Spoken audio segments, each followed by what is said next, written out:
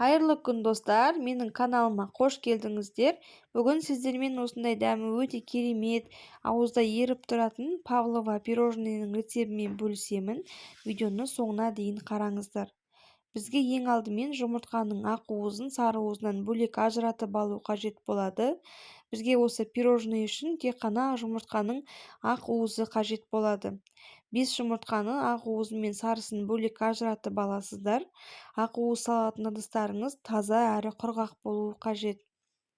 Дайын болған ақ уызымызға 180 грамм қант қосып, миксердің жай жылдамдығынан бастап, жылдамдығын көбейте отырып, жақсылап араластырып алатын боласыздар. Міне осылай ақ уыздарыңыз қоюланып қалған уақытта оған кукурузный крахмал қосып, тағы да миксердің көмегімен бірінші жай жылдамдықтан бастап, кейін жылдамдығын күшейтіп, тағы да бір араластырып аламыз. Яғни ақ уыздарыңыз өзінің формасын толығымен ұстап тұрғанша жақсылап араластыру қажет болады. Мінекей біздің ақ уызымыз дайын болды. Дайын болған кезде осындай болу қажет. Міне қараңыздар қыздар. Осылай алған кезде ақ уыздарыңыз ағып кетпейді.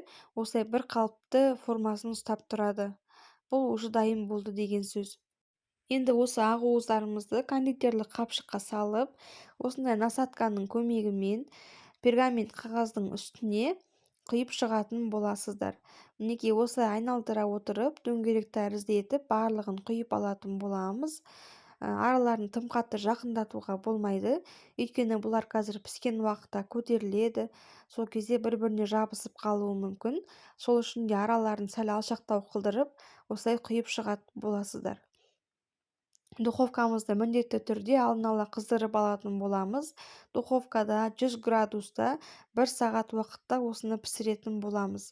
Міндетті түрде 55-60 минутта пісіру қажет болады.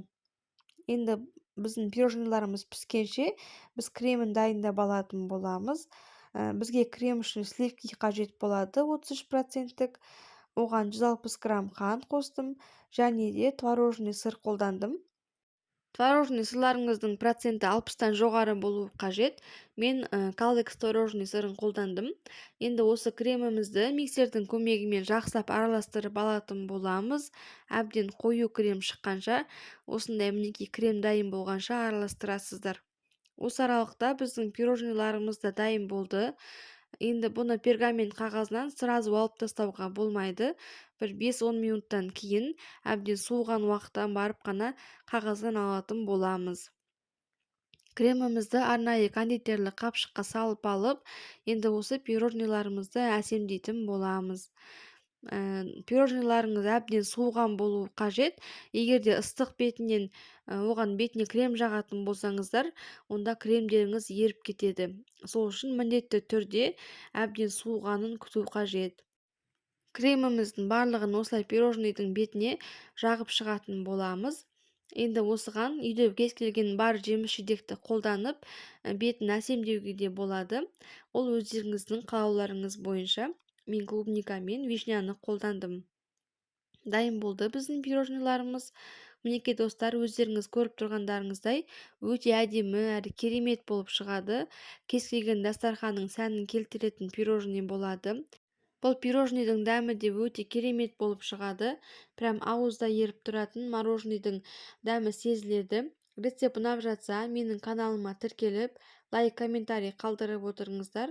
Алда тағы рецепттермен бөлісетін боламын. Ас болсын.